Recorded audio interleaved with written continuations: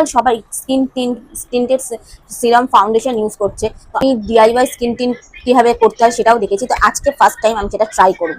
তার জন্য আমি যে ফাউন্ডেশনটা সিলেক্ট করেছি সেটা হচ্ছে আর্থ রিদমের এই ফাউন্ডেশনটা। তোমরা একবার ট্রাই করতে পারো।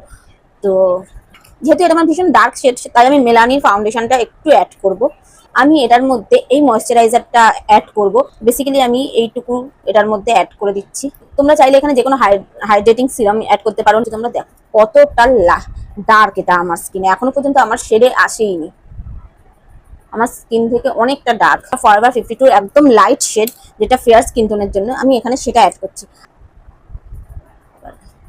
এবার এটা একটু হলেও আমার, এটা যখন ব্লেন্ড করে দেবো এটা একদম পারফেক্ট শেড হয়ে যাবে। তবু দেখো কভারেজ কতটা দিচ্ছে, যেহেতু দুটো ফাউন্ডেশনই আমার হাই কভারেজ, সে কারণে খুব সুন্দর কভারেজ দিয়ে দিয়েছে। আমি জাস্ট দেখতে চাইছি যে এভরিডে ইউজের জন্য কতটা ভালো। আমি এটা জাস্ট একটা ব্রাশ দিয়ে ব্লেন্ড করে দেবো। আন্ডার আইজেও আমি এই টিনটাকেই অ্যাপ্লাই করবো, বাট এটার যে ডার্ক শেডটা সেটাকে দিয়ে আমি অ্যাপ্লাই করবো।